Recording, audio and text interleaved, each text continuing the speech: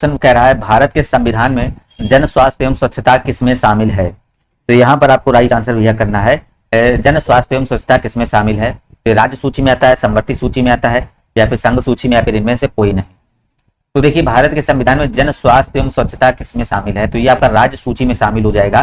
राज्य सूची आपका यहाँ पर बिल्कुल ही करेक्ट आंसर हो जाएगा। नेक्स्ट क्वेश्चन देखेंगे यहाँ पर, और इसका राइट आंसर आप सभी लोग करिएगा। कह रहा भारत में पंचायती राज व्यवस्था किसके अंतर्गत रची गई, मूल अधिकार के द्वारा, या फिर मौलिक कर्तव्य के द्वारा, राज्य के नीति निर्देशक तत्व द्वारा, या फिर इनमें से कोई नहीं। तो भारत में जो आपकी पंचायती राज व्यवस्था है ये किसके अंतर्गत रची गई थी, तो ये आपको बताना है। तो दोस्तों ये किसके अंतर्गत, ये राज्य के नीति निर्देशक के द्वारा रची गई थी, डीपीएसपी याद रखेंगे। तो इसके द्वारा आपका राइट आंसर बनेगा। शिक्षा का अधिकार एक मौलिक अधिकार है जो कि संबंधित है किससे, अनुच्छेद 21 से, अनुच्छेद 19 से, अनुच्छेद 29-30 से, या इनमें से कोई नहीं। तो शिक्षा का अधिकार यहाँ पर आपको बताना है किससे संबंधित है। बिल्कुल यहाँ पर आपको राइट आंसर करना है। ये जो शिक्षा का अधिकार आपका है ये भैया किससे संबंधित हो जाएगा। तो बिल्कुल यहाँ पर आप देखेंगे जो शिक्षा का अधिकार है ये आपका अनुच्छेद 21 से संबंधित है। किससे, अनुच्छेद 21 से आपका संबंधित हो जाएगा। निम्न में से किसने संविधान सभा में उद्देश्य प्रस्ताव रखा था, तो जवाहरलाल नेहरू ने, महात्मा गांधी ने, या फिर बी.आर. अम्बेडकर ने, या फिर बी.एन. राव ने। तो भाई किसने यहाँ पर रखा था संविधान सभा में उद्देश्य का प्रस्ताव, तो जवाहरलाल नेहरू, महात्मा गांधी, बी.आर. अम्बेडकर ने। तो ये भाई रखा था आपका राइट आंसर जवाहरलाल नेहरू ने। संविधान सभा में उद्देश्य का प्रस्ताव रखा था किसने, भाई जवाहरलाल नेहरू आपका करेक्ट आंसर यहाँ बनेगा। नेक्स्ट क्वेश्चन देखेंगे, भारतीय संविधान के किस अनुच्छेद में अल्पसंख्यकों के हित निहित है। अल्पसंख्यकों के हित निहित है, अनुच्छेद 21 है, अनुच्छेद 24 है, अनुच्छेद 20 है, या अनुच्छेद 29 है, या फिर इनमें से कोई नहीं। तो भारतीय संविधान में किस अनुच्छेद के अल्पसंख्यकों को निहित किया गया है, तो बिल्कुल ये मोस्ट इंपॉर्टेंट क्वेश्चन है। तो आपका जो आर्टिकल 29 आपका करेक्ट आंसर हो जाएगा। आर्टिकल 19-29 आपका राइट आंसर बनेगा। अल्पसंख्यकों को निहित है तो आर्टिकल आपका 29 बिल्कुल ही राइट आंसर यहाँ बनेगा। भारत के संविधान में इनमें से क्या राज्य सूची में सम्मिलित नहीं है। अब राज्य सूची में कौन भाई सम्मिलित नहीं, देखिए पुलिस है, जैसे जेल है, कानून एवं व्यवस्था है, दंड प्रक्रिया संधि। तो यहाँ पर देखेंगे आपको जो राज्य सूची में सम्मिलित नहीं, देखिए पुलिस जो है ना आपकी राज्य सूची में, जेल भी राज्य, कानून एवं व्यवस्था भी राज्य सूची, दंड प्रक्रिया संहित ये आपका देखिए इसमें सम्मिलित नहीं है। तो डी नंबर यहाँ पर आपका बिल्कुल ही करेक्ट आंसर जो बनेगा भैया, डी नंबर आपका राइट आंसर यहाँ पर हो जाएगा। चलिएगा नेक्स्ट क्वेश्चन देखेंगे और इसका राइट आंसर करेंगे। कह रहा निम्नलिखित में से क्या भारतीय संविधान की मुख्य विशेषता नहीं है। भारतीय संविधान की यहाँ पर आपको कह रहा मुख्य विशेषता नहीं है। अर्धसंघीय संरचना, प्रतिबद्ध न्यायतंत्र, या फिर शक्तियों का वितरण, या फिर लिखित संविधान और संविधान की सर्वोच्चता। तो कह रहा भारतीय संविधान की मुख्य विशेषता है, तो यहाँ पर आपको बता रहा भारतीय संविधान की मुख्य विशेषता नहीं है। ये आपको बताना कौन सी नहीं है। अर्धसंघीय यहाँ पर कह रहा है, या फिर प्रतिबद्ध न्यायतंत्र। तो यही आपका राइट आंसर हो जाएगा, प्रतिबद्ध न्यायतंत्र आपका यहाँ पर राइट आंसर बनेगा। नेक्स्ट क्वेश्चन देखेंगे, कह रहा निम्न में से क्या भारतीय नागरिकों को आर्थिक न्याय प्रदान है। भारतीय नागरिकों को आर्थिक न्याय प्रदान है, तो ये मौलिक अधिकार है आपका, मौलिक कर्तव्य है, राज्य के नीति निर्देशक, या फिर सिद्धांत, या फिर इनमें से कोई नहीं। तो यहाँ पर जो आपका देखिए किससे प्राप्त है मौलिक अधिकार, तो आपका राज्य के नीति निर्देशक सिद्धांत से बिल्कुल ही करेक्ट आंसर यहाँ पर हो जाएगा। इसमें देखेंगे और इसका राइट आंसर आप सभी लोग करेंगे। भारतीय संविधान का कौन सा अनुच्छेद राज्य सरकारों को ग्राम पंचायतों के आयोजन के लिए निर्देशित करता है, तो कौन करता है, अनुच्छेद 38 है, अनुच्छेद 44 है, अनुच्छेद 40 है, अनुच्छेद 46 है। ग्राम पंचायतों का आयोजन देखिए बहुत बार बताया, मोस्ट इंपोर्टेंट क्वेश्चन है। तो ये आपका आर्टिकल 40 याद रखेंगे, ग्राम पंचायत से संबंधित हो जाएगा। मोस्ट इंपोर्टेंट क्वेश्चन, ये बहुत बार आपका क्वेश्चन आ चुका है। त्रिस्तरीय पंचायती राज व्यवस्था का विचार किसने रखा था। जो आपका त्रिस्तरीय पंचायती राज का विस्तार आपको किसने रखा था, ये बलवंत राय मेहता कमेटी, या फिर अशोक मेहता कमेटी ने, रॉयल कमीशन ने, या फिर इनमें से कोई नहीं। तो भैया यहाँ पर जो आपकी त्रिस्तरीय पंचायती राज व्यवस्था का विचार रखा था तो ये बलवंत राय मेहता कमेटी ने रखा था। ये नंबर यहाँ पर आपका करेक्ट आंसर बनेगा भैया। तो चलिएगा नेक्स्ट क्वेश्चन देखेंगे और इसका भाई सभी लोग जवाब देंगे यहाँ पर। तो यहाँ पर कह रहा है संवैधानिक उपचारों का अधिकार किसके तहत आता है। संवैधानिक उपचारों का अधिकार भैया किसके तहत आता है, मौलिक अधिकार के, कानूनी अधिकार के, या फिर संवैधानिक अधिकार के, या फिर प्राकृतिक अधिकार के। तो ये भाई किसके तहत आता है, यहाँ पर आपको राइट आंसर करना है किसके तहत आता है। तो बिल्कुल यहाँ पर आप सभी लोग करेक्ट आंसर करेंगे। चलिएगा यहाँ पर आपको बताना है, तो ये आपका आता है मौलिक अधिकार। किसमें आता है, मौलिक अधिकार, याद रखेंगे आप सभी लोग। नेक्स्ट क्वेश्चन देखेंगे, यहाँ पर देखिएगा क्वेश्चन आपका क्या कह रहा है। यहाँ पर दिया गया है वर्ग फर्स्ट और वर्ग सेकंड को मिलाना है। जो आपका दिया गया है प्रभुत्व संपन्न और प्रजातांत्रिक, धर्मनिरपेक्ष और भाईचारा। तो ये भैया किससे संबंधित है, ये आपको यहाँ पर राइट आंसर करना है, ये किससे संबंधित होगा। तो बिल्कुल यहाँ पर आपको करेक्ट आंसर करना है। देखेंगे राइट आंसर यहाँ पर क्या हो जाएगा, तो बिल्कुल यहाँ पर देखेंगे क्या हो जाएगा। देखिए जो प्रभुत्व संपन्न है ये किससे संबंधित है, ये आपका हो जाएगा लोगों को बाह्य एवं आंतरिक मामले में निर्णय लेने का सर्वोच्च अधिकार है। तो यहाँ पर आपका देखिए पहले का बी नंबर यहाँ पर तो बिल्कुल ही करेक्ट आंसर यहाँ पर देखेंगे, पहले का बी नंबर देखिए एक ही में आ रहा, तो यहाँ पर सी नंबर करेक्ट आंसर हो जाएगा। तो बिल्कुल यहाँ पर आपका देखेंगे तो सी नंबर आपका राइट आंसर हो जाएगा। देखिए टेलीग्राम ज्वाइन कर लेंगे, पीडीएफ आपको यहाँ से भेज दी जाएगी सभी। यहाँ पर निम्नलिखित में से किसको संविधान की आत्मा के रूप में माना गया है, तो यहाँ पर आपको राइट आंसर करना है भैया, किसको संविधान के आत्मा के रूप में माना गया है, ये आप सभी लोग यहाँ पर एक बार राइट आंसर करेंगे। राज्य के नीति निर्देशक सिद्धांतों को, राष्ट्रीय ध्वज को, प्रस्तावना को या फिर मूल अधिकार को, किसको माना गया है यहाँ पर आपको करेंगे 30 नंबर बिल्कुल करेक्ट आंसर। तो देखिए संविधान की आत्मा के रूप में किसको माना गया है, तो प्रस्तावना को आपको माना गया है, बिल्कुल यहाँ पर आप प्रस्तावना बिल्कुल आपका राइट आंसर यहाँ पर जो बनेगा, प्रस्तावना आपका राइट आंसर हो जाएगा। नेक्स्ट क्वेश्चन देखिए कह रहा है अंतरराष्ट्रीय शांति और सुरक्षा को बढ़ावा देने से संबंधित प्रावधान भारतीय संविधान के निम्नलिखित में से किसके एक भाग के रूप में उल्लेखित किया गया है। अंतरराष्ट्रीय शांति और सुरक्षा को बढ़ावा देने से संबंधित प्रावधान भारतीय संविधान के निम्नलिखित में से किसके भाग के रूप में उल्लेखित किया गया है, तो मौलिक अधिकार है आपका, राज्य के नीति निर्देशक सिद्धांत है, मौलिक कर्तव्य या फिर राज्यों को। तो बिल्कुल यहाँ पर आपका जो करेक्ट आंसर हो जाएगा शांति सुरक्षा को बढ़ावा देने के संबंधित भारतीय संविधान ने किसको, तो ये आपका दिया गया है राज्य के नीति निर्देशक सिद्धांत को, बी नंबर आपका करेक्ट आंसर यहाँ पर हो जाएगा। नेक्स्ट क्वेश्चन देखेंगे कह रहा भारत के संविधान का निम्नलिखित में से कौन सा अनुच्छेद है ना ग्राम पंचायतों से संबंधित है। देखिए अभी भी क्वेश्चन ये आया फिर दोबारा रिपीट हुआ, अभी जस्ट बताया हमने किससे संबंधित है, अनुच्छेद 40, अनुच्छेद 38, अनुच्छेद 42, अनुच्छेद 39 है। तो ग्राम पंचायतों का जो संबंध है ये किससे हो जाएगा, आपका आर्टिकल जो 40 यहाँ पर आपका करेक्ट आंसर जो बनेगा, ए नंबर बिल्कुल ही यहाँ पर आपका राइट आंसर जो बनेगा, आर्टिकल 40 आपका बिल्कुल ही करेक्ट आंसर यहाँ पर हो जाएगा। चलिएगा नेक्स्ट क्वेश्चन देखेंगे और इसका राइट आंसर आप सभी लोग करेंगे। कह रहा निम्नलिखित में से कौन सा एक राज्य का नीति निर्देशक सिद्धांत है संविधान के बाद में जोड़ा गया, जो संविधान के बाद में जोड़ा गया, ग्राम पंचायतों का संगठन या फिर गोवध निषेध या फिर आपका कह रहा समान नागरिक संहिता या मुक्त कानूनी सलाहकार। तो भैया कौन जोड़ा गया, तो बिल्कुल देखिए संविधान के बाद में जो जोड़ा गया है मुक्त कानूनी सलाहकार, जो आपका सी नंबर आपका राइट आंसर यहाँ पर हो जाएगा।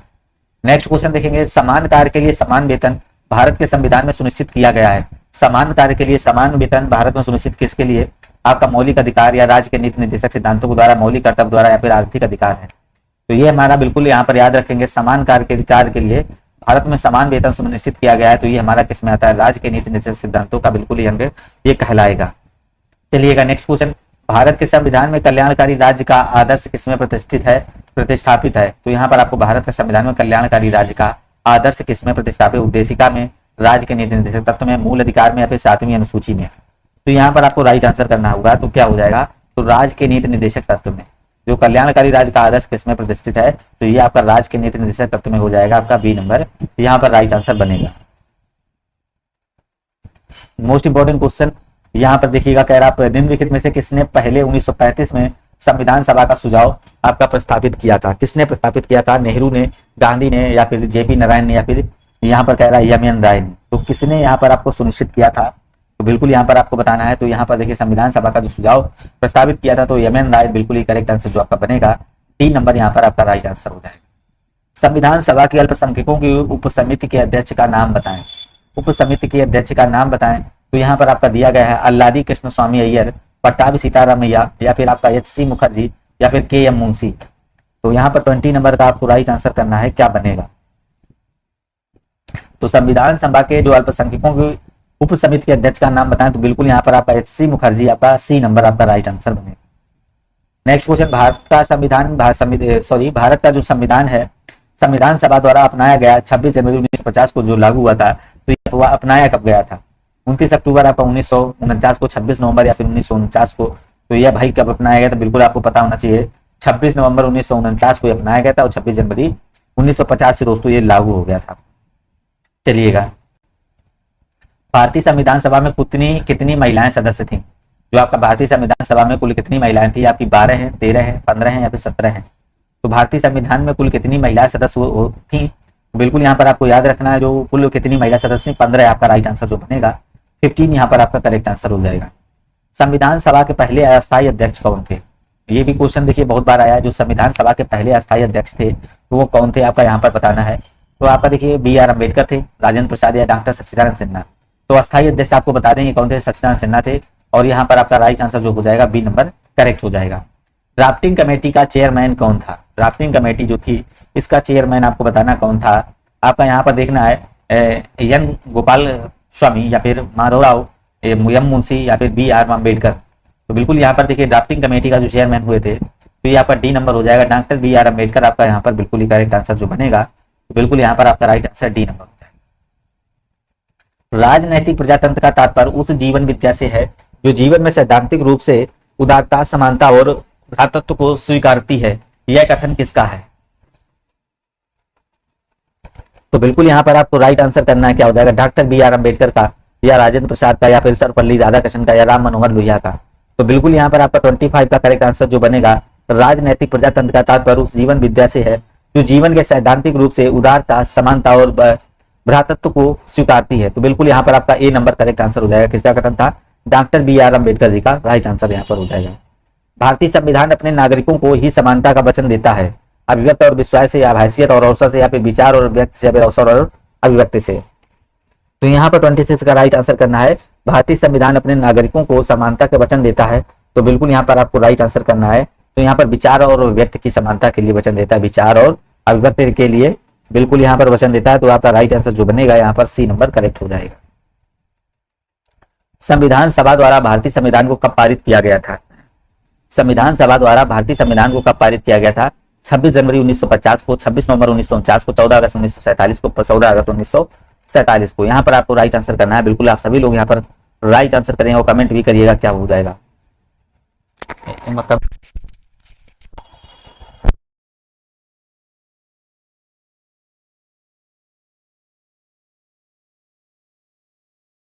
यहाँ पर आपका हो जाएगा 26 नवंबर 1949। अभी बताया देखिए बहुत बार क्वेश्चन आपको मिला है और ये एग्जाम हुआ था, तो यहाँ पर देखिए क्वेश्चन आया था। 1946 की अंतरिम सरकार में कार्यकारी परिषद के उपाध्यक्ष कौन थे? 1946 में अंतरिम सरकार के कार्यकारी जो अध्यक्ष थे वो भैया कौन थे? आपके सर क्लाउड आपका औचनीलेक, या फिर सी एच भाभा, या फिर सी राजगोपालाचारी, या फिर जवाहरलाल नेहरू। तो बिल्कुल यहाँ पर आपको देखिए जो 1946 अंतरिम सरकार के कार्यकारी उपाध्यक्ष जो हुए थे आपके जवाहरलाल नेहरू, आपका करेक्ट आंसर यहाँ पर जो बनेगा डी नंबर आपका राइट आंसर हो जाएगा। नेक्स्ट क्वेश्चन देखिए कह रहा है भारतीय संविधान कितने शब्दों में बना है? जो आपका भारतीय संविधान है दोस्तों ये कितने शब्दों में बना है?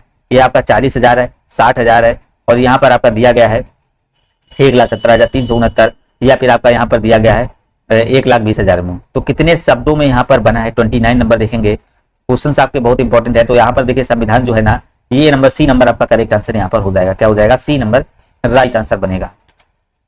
नेक्स्ट क्वेश्चन, भारत का संविधान लिखा गया था 2 वर्ष से अधिक किंतु 3 वर्ष से कम अवधि में, 3 वर्षों में, 3 वर्ष से अधिक है 2 वर्षों में। तो बिल्कुल मोस्ट इंपॉर्टेंट क्वेश्चन है। यहाँ पर आप देखेंगे जो भारत का संविधान है आपका लिखा गया था, बिल्कुल यहाँ पर आपका राइट आंसर जो बनेगा 2 वर्ष से अधिक आपका करेक्ट आंसर हो जाएगा। 2 वर्ष से अधिक आपका राइट आंसर हो जाएगा। भारतीय संविधान को माना गया है, बिल्कुल यहाँ पर आपको राइट आंसर करते रहना, बिल्कुल राइट आंसर आ रहे हैं। तो भारतीय संविधान को माना गया है संघीय, एकात्मक, संसदीय या रूप विधान में संघीय और भावनाओं को एकात्मकता। तो यहाँ पर आपको राइट आंसर करना, भारतीय संविधान को क्या माना गया? रूप विधान में संघीय और भावनाओं को एकात्मक माना गया। तो बिल्कुल यहाँ पर डी नंबर आपका राइट आंसर हो जाएगा। नेक्स्ट क्वेश्चन देखेंगे और इसका राइट आंसर करिएगा आपका क्या हो जाएगा। कह रहा है इनमें से कौन सा भारतीय संविधान की एक महत्वपूर्ण विशेषता नहीं है? तो यहाँ पर आपको बताना भारतीय संविधान की एक महत्वपूर्ण विशेषता नहीं है। यह एक लिखित संविधान है, यह अनुमेय है, इसे संशोधित किया जा सकता है, लेकिन यह अनम्य भी है। कुछ भाग के रूप में यानी इसकी मूल संरचना में संशोधन नहीं किया जा सकता। यह एकल है क्योंकि केंद्र में अधिक शक्ति है, लेकिन यह संघीय भी है क्योंकि केंद्र और राज्य में विभाजित है। इसे राज्य के राज्यपाल से संशोधित किया जा सकता है। संविधान महत्वपूर्ण विशेषता नहीं है, तो यहाँ पर देखेंगे बिल्कुल आपका करेक्ट आंसर जो होगा डी नंबर हो जाएगा। इसे राज्य के राज्यपाल संशोधित किया जा सकता है, सांसदों और विधायकों के परामर्श से इसको संशोधित किया जा सकता है। तो ये आपका डी नंबर यहाँ पर हो जाएगा। चलिएगा नेक्स्ट क्वेश्चन देखेंगे। यहाँ पर कह रहा भारत में पंचायती राज स्थापित करने वाले प्रथम 2 राज्य कौन से हैं? पहले जो 2 राज्य हुआ करते थे कौन हुए थे? राजस्थान महाराष्ट्र और राजस्थान आंध्र प्रदेश, राजस्थान पंजाब और पश्चिम बंगाल और राजस्थान। तो यहाँ पर देखिए पंचायती राज स्थापित करने वाले पहले 2 राज्य कौन थे? तो बिल्कुल यहाँ पर आपको राइट आंसर देखिए पहले 2 राज्य आपके कौन थे? राजस्थान और आंध्र प्रदेश। पंचायती राज सबसे पहले स्थापित करने वाले राजस्थान और आंध्र प्रदेश आपका करेक्ट आंसर यहाँ बनेगा। जरा पंचायती राज को पहली बार 2 अक्टूबर 1959 को किस जिले में पेश किया गया? तो कहां पर आपका बीड़ में, नागौर में, या फिर शरद नगर पे, या फिर नांदेड़ में? तो देखिए पहली बार 2 अक्टूबर 1959 को इसको प्रस्तुत किया गया था। तो ये कहां पर प्रस्तुत किया गया था? याद रखेंगे नागौर राज्य में। कहां पर भैया? नागौर में प्रस्तुत किया गया था। तो यहाँ पर आपका जो राइट आंसर बनेगा बिल्कुल यहाँ पर आपको नागौर आपका यहाँ पर बिल्कुल ही करेक्ट आंसर हो जाएगा। नेक्स्ट क्वेश्चन देखेंगे, यहाँ पर राइट आंसर करेंगे, किस राज्य में पंचायती राज प्रणाली नहीं है? कहां पर पंचायती राज प्रणाली नहीं है? सिक्किम में है, नागालैंड है, गोवा है, हिमाचल प्रदेश है, किस राज्य में नहीं है यहाँ पर आपको बताना है। 35 नंबर देखेंगे तो बिल्कुल यहाँ पर आपका देखिए नागालैंड राज्य में पंचायती राज प्रणाली जो है ना आपके नागालैंड में नहीं है, सिक्किम, हिमाचल, गोवा सभी में है। तो सी नंबर आपका यहाँ पर करेक्ट आंसर बनेगा। नेक्स्ट क्वेश्चन, भारत में पंचायती राज की त्रिस्तरीय व्यवस्था का अनुमोदन किस समिति के द्वारा किया गया था? किस समिति के द्वारा किया गया था? बलवंत राय मेहता या हनुमंत राय या फिर अशोक मेहता या फिर जीवी के राव के द्वारा? भारतीय पंचायती त्रिस्तरीय का जो किया गया था, अभी क्वेश्चन बताया 36 का राइट आंसर क्या हो जाएगा? बिल्कुल आपका बलवंत राय मेहता समिति आपका ए नंबर। यहाँ पर आपका राइट आंसर जो बनेगा बलवंत राय मेहता समिति द्वारा किया गया था। किस समिति में त्रिस्तरीय पंचायत प्रणाली की अनुशंसा की गई थी? अशोक या फिर आपका एम.एस. सिंघवी या फिर दिनेश या फिर आपका कह रहा है बलवंत राय मेहता। तो बिल्कुल यहाँ पर देखिए त्रिस्तरीय पंचायती प्रणाली की जो अनुशंसा की गई थी बलवंत राय मेहता समिति के द्वारा की गई थी। डी नंबर आपका राइट आंसर हो जाएगा। यहाँ किसी ग्राम पंचायत द्वारा उप प्रधान को पद से हटाने के लिए कम से कम कितने पंचायत सदस्यों का समर्थन आवश्यक है? 1/4, 1/2, 1/3 या फिर 1/3? तो बिल्कुल यहाँ पर आपका जो करेक्ट आंसर बनेगा, तो यहाँ पर आपका राइट आंसर जो बनेगा डी नंबर 2/3 आपका करेक्ट आंसर हो जाएगा। क्या हो जाएगा? 2/3। किसी ग्राम पंचायत द्वारा उप प्रधान पद को पद से हटाने के लिए कम से कम उसको जो पंचायतों की आवश्यकता होगी 2/3 पंचायतों की आवश्यकता यहाँ पर हो जाएगी। निम्नलिखित में से क्या पंचायती राज संस्था नहीं है? ग्राम पंचायती सभा, ग्राम पंचायत या फिर न्याय पंचायत या फिर ग्राम सहकारी संस्था? तो बिल्कुल यहाँ पर आपका देखिए राइट आंसर जो बनेगा ग्राम सहकारी संस्था, ये पंचायती राज व्यवस्था आपकी नहीं हो जाएगी। नेक्स्ट क्वेश्चन देखिए कह रहा है, प्रतिवर्ष भारत में राष्ट्रीय पंचायती राज दिवस दिन को मनाया जाता है। यह दिन संविधान के 73वें संशोधन अधिनियम 1992 में के जारी होने का प्रतीक है। प्रतिवर्ष भारत में राष्ट्रीय पंचायती राज दिवस दिन को मनाया जाता है। यह दिन संविधान के 73वें संशोधन अधिनियम 1992 को जारी होने का प्रतीक है। 26 जून, 24 अप्रैल या फिर 12 अगस्त या फिर 23 सितंबर? तो बिल्कुल यहाँ पर आपका 24 अप्रैल बिल्कुल ही करेक्ट आंसर जो बनेगा बी नंबर आपका राइट आंसर हो जाएगा। आशीष कुमार बिल्कुल भाई नमस्कार। नेक्स्ट क्वेश्चन देखेंगे, यहाँ पर क्या कह रहा है, किस समिति के कार्य ने पूरे देश में पंचायती राज संस्थाओं के प्रारंभ के लिए मंच स्थापित किया था? भानु प्रताप समिति ने 24 अप्रैल को, बलवंत राय मेहता समिति, सी रंगाराजन समिति या फिर अरविंद माया समिति ने? तो किस समिति के कार्य ने पूरे देश में पंचायती राज संस्थाओं के प्रारंभ के लिए मंच स्थापित किया गया था? तो बिल्कुल यहाँ पर आपको 41 नंबर देखेंगे तो बिल्कुल यहाँ पर आपका बलवंत राय मेहता समिति, बी नंबर आपका यहाँ पर बिल्कुल ही राइट आंसर बनेगा। नेक्स्ट क्वेश्चन देखेंगे, कह रहा है निम्न में से किसने जिलाधीश को संस्थागत करिश्मा कहा था? निम्न में से किसने जिलाधीश को संस्थागत करिश्मा कहा था? जिलाधीश को तो रजनी कुठारी ने, पी.आर. दुभाषी ने या फिर टी.एन. चतुर्वेदी ने या फिर जे.डी. शुक्ला जी ने? तो किसने कहा था? बिल्कुल यहाँ पर आपका रजनी कुठारी, ये नंबर आपका करेक्ट आंसर जो बनेगा। निम्न में से किसने जिलाधिकारी को संस्थागत करिश्मा कहा था? तो रजनी कुठारी आपका यहाँ पर बिल्कुल ही राइट आंसर जो बनेगा, रजनी कुठारी आपका राइट आंसर यहाँ पर हो जाएगा। किसने भारत में जिला कलेक्टर का पद सृजित किया था? किसने भारत में जिला कलेक्टर का पद सृजित किया था? तो लॉर्ड कार्निवालिस ने, वॉरेन हास्टिंग ने या फिर चार्ल्स मेडॉक ने या फिर लॉर्ड विलियम बेंटिंग ने? तो किसने किया था? बिल्कुल आपको यहाँ पर आपका राइट आंसर करना है। तो याद रखेंगे भारत में जो जिला कलेक्टर का पद जो सृजित किया था तो वॉरेन हास्टिंग ने किया था। बी नंबर आपका यहाँ पर जो बनेगा, बी नंबर आपका राइट आंसर हो जाएगा। नेक्स्ट क्वेश्चन देखिए, कह रहा मूल संविधान में जिला शब्द का उल्लेख किस अनुच्छेद में किया गया है? आपका आर्टिकल 233 है, आर्टिकल 223 है, आर्टिकल 245 है या फिर इनमें से भैया कोई नहीं? 44 नंबर देखेंगे क्या हो जाएगा। तो यहाँ पर आपका देखिए मूल संविधान में जिला शब्द का उल्लेख किस अनुच्छेद में है? तो डी नंबर यहाँ पर आपका करेक्ट आंसर बनेगा। नेक्स्ट क्वेश्चन देखिए, कह रहा है पंचायती राज व्यवस्था के तहत ग्राम सभा के सदस्य कौन हैं? गांव के सभी सदस्य हैं। गांव के सभी सदस्य जिनकी आयु 16 वर्ष से अधिक है, पंचायत क्षेत्र में मतदाता के रूप में पंजीकृत सभी वयस्क सदस्य हैं, या फिर कह रहा पंचायत क्षेत्र की महिलाओं को छोड़कर गांव के सभी सदस्य हैं। तो पंचायती राज व्यवस्था के तहत ग्राम सभा के सदस्य कौन हो जाएंगे? गांव के सभी सदस्य हो जाएंगे। क्या यहाँ पर आपका राइट आंसर जो बनेगा तो क्या हो जाएगा? पंचायत क्षेत्र में मतदाता के रूप में पंजीकृत सभी वयस्क सदस्य हैं, तो बिल्कुल पंचायती राज व्यवस्था के तहत ग्राम सभा के सदस्य माने जाएंगे। आपका सी नंबर करेक्ट आंसर यहाँ पर हो जाएगा। भारत के उच्चतम न्यायालय की प्रथम महिला न्यायाधीश कौन थी? तो लीला सेठ थी, फातिमा बीवी या फिर आपका अन्ना चंडी या फिर आपका सुधा भंडारी? प्रथम महिला जो न्यायाधीश थी, तो बिल्कुल यहाँ पर आपका करेक्ट आंसर देखिए करेंगे क्या हो जाएगा। प्रथम महिला उच्चतम न्यायालय की तो फातिमा बीवी आपका जो करेक्ट आंसर बनेगा, बी नंबर यहाँ पर आपका राइट आंसर हो जाएगा। नेक्स्ट क्वेश्चन देखेंगे, निम्न में से किसने भारत के 43वें मुख्य न्यायाधीश के रूप में शपथ ग्रहण की थी?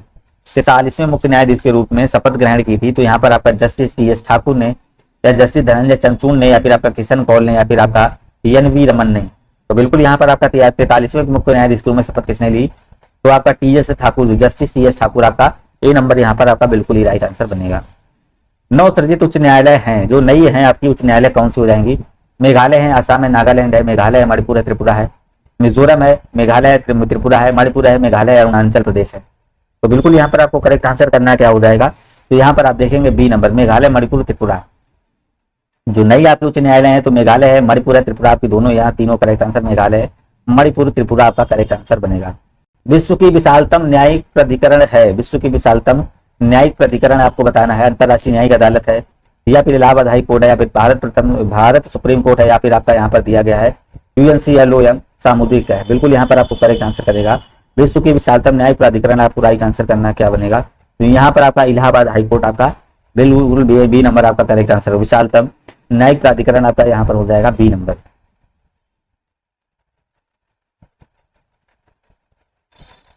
चलिएगा यहाँ पर क्वेश्चन देखेंगे और इसका राइट आंसर करेंगे। कह रहा है जो पटवारियां हैं लेखपालों के कार्यकाल की देखभाल निम्नलिखित में से कौन करता है? लेखपाल के कार्यकाल की देखभाल कौन करता है? संबंधित क्षेत्र के पुलिस स्टेशन का HO या ग्राम पंचायत का सरपंच और या फिर तहसीलदार या फिर जिलाधीश। तो कौन करता है यहाँ पर आपको 15 नंबर में याद रखेंगे। जो लेखपाल कार्य करते हैं उनकी जो देख रेख करता है कौन करता है, तो वो आपका तहसीलदार यहाँ पर सी नंबर आपका राइट आंसर बनेगा। नेक्स्ट क्वेश्चन देखिए, भू अभिलेखन रिकॉर्ड के रख रखाव के लिए कौन जिम्मेदार होता है? भू अभिलेखन रिकॉर्ड के लिए तो पटवारी होता है, तहसीलदार होता है, फिर नंबरदार होता है या फिर डी नंबर, इनमें से कोई नहीं होता। तो कौन हो जाएगा? तो यहाँ पर जो भू अभिलेख का जो रिकॉर्ड रहता है वो किसके पास रहता है? वो भैया आपका पटवारी के पास रहता है। ए नंबर आपका राइट आंसर बनेगा, ए नंबर आपका राइट आंसर यहाँ पर हो जाएगा। नेक्स्ट क्वेश्चन देखेंगे, कोई व्यक्ति जो है ना, कोई व्यक्ति जिला जज के न्यायालय द्वारा दिए गए फैसले से असंतुष्ट हुआ है तो अपील प्रणाली के अनुसार वह निम्नलिखित न्यायालयों में से किसमें अपील कर सकता है? तो उच्च न्यायालय में या जांच न्यायालय में, सत्र न्यायालयों में या फिर उच्चतम न्यायालयों में। तो कहां पर भैया? वो देखिए आप जो अपील करेगा तो वो अपनी अपील उच्च न्यायालय में कर सकता है। बी नंबर आपका यहाँ पर बिल्कुल ही करेक्ट आंसर हो जाएगा। जिला प्रशासन का मुखिया होता है तो SDM होता है, आयुक्त होता है, DM होता है, फिर तहसीलदार। जिला प्रशासन का भैया मुखिया होता है, तो यहाँ पर आपको राइट आंसर करना कौन होता है? जो जिला प्रशासन का जो आपका मुखिया कहलाता है तो ये आपका होता है DM होता है। कौन होता है भैया? DM होता है। सी नंबर आपका यहाँ पर करेक्ट आंसर बन जाएगा। नेक्स्ट क्वेश्चन, जिला अधिकारी होता है तो देखिए क्या होता है? भारतीय प्रशासनिक अधिकारी IAS होता है या फिर राज्य प्रशासनिक अधिकारी होता है या फिर स्थानीय स्तर का अधिकारी होता है या फिर उपरोक्त में से कोई नहीं। जिला अधिकारी होता है, तो यहाँ पर आप देखेंगे तो जिला अधिकारी क्या होता है भैया? एक IAS अधिकारी होता है, भारतीय प्रशासनिक अधिकारी बोलेंगे इसको। नेक्स्ट क्वेश्चन, भारतीय संविधान के अनुसार निम्न में से किसे अवशिष्ट शक्तियां प्रदान की गई हैं? तो राज्य को या के राज्य और केंद्र को या फिर केंद्र को या फिर स्थानीय निकायों को, किसको भैया अवशिष्ट शक्तियां प्रदान की गई हैं? तो यहाँ पर आपको राइट आंसर करना है किसको अवशिष्ट शक्तियां यहाँ पर प्रदान की गई हैं। तो बिल्कुल यहाँ पर आप देखेंगे, बिल्कुल यहाँ पर आपका राइट आंसर जो बनेगा तो केंद्र को जो है ना ये शक्तियां प्रदान की गई हैं। नेक्स्ट क्वेश्चन देखेंगे, यहाँ पर कह रहा है भारत में अमेरिका के राजनीतिक संस्थाओं के बीच निम्नलिखित में से कौन सी विशेषता समान है? तो यहाँ पर अमेरिका की राजनीति में कौन सी विशेषता समान है? अवशिष्ट शक्तियां केंद्र के पास होती हैं, अवशिष्ट शक्तियां राज्यों के पास होती हैं, राष्ट्रपति के पास पॉकेट वीटो शक्ति होती है, उच्च सदन में कुछ मनोनीत सदस्य होते हैं।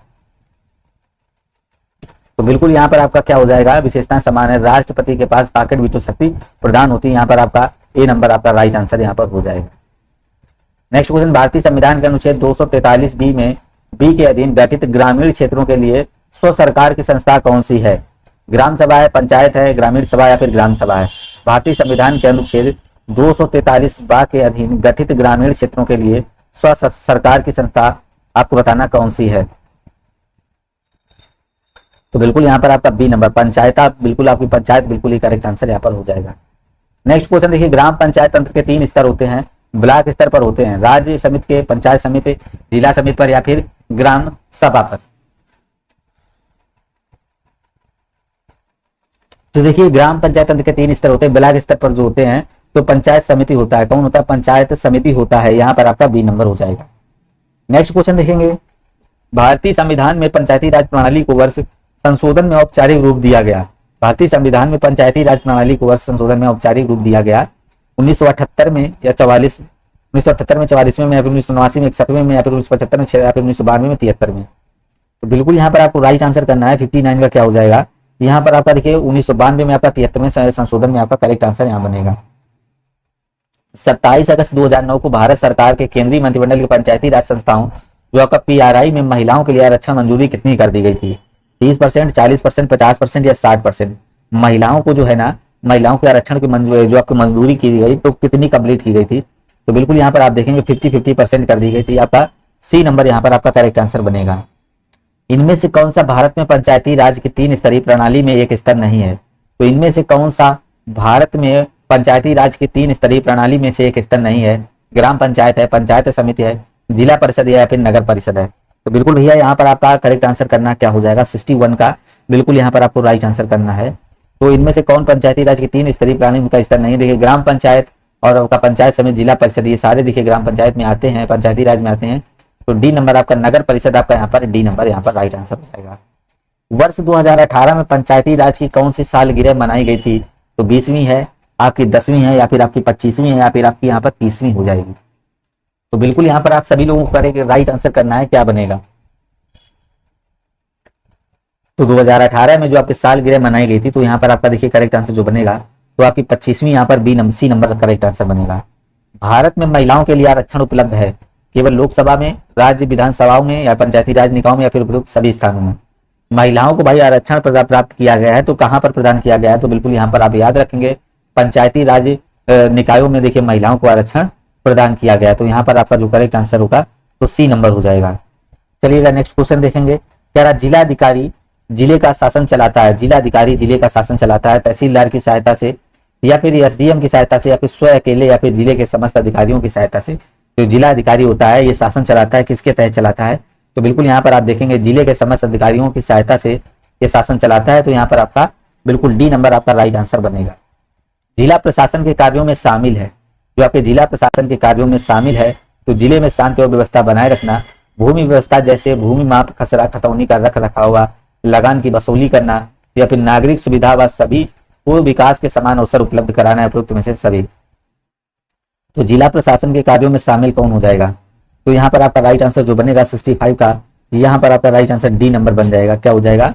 डी नंबर आपका राइट आंसर हो जाएगा। जिले में प्राथमिक शिक्षा की व्यवस्था करते हैं, तो जिले में प्राथमिक शिक्षा की व्यवस्था करते हैं आयुक्त करते हैं, जिला बेसिक शिक्षा अधिकारी या फिर जिला अधिकारी या फिर मुख्य विकास अधिकारी? तो जिले में प्राथमिक शिक्षा की व्यवस्था करते हैं, बिल्कुल यहाँ पर आपको 66 में राइट आंसर करना है। क्या हो जाएगा? तो यहाँ पर आपका हो जाएगा जिला बेसिक शिक्षा अधिकारी। तो जिले में जो प्राथमिक शिक्षा की व्यवस्था करते हैं तो आपका यहाँ पर बनेगा जिला बेसिक शिक्षा अधिकारी, आपका करेक्ट आंसर हो जाएगा। जिले में परिवार कल्याण के लिए कार्य करवाता है, जो जिले में परिवार कल्याण के लिए कार्य कराता है पुलिस अधीक्षक कराता है, लोक अदालत कराता है, फिर जेलर कराता है, फिर मुख्य चिकित्सा अधिकारी कराता है?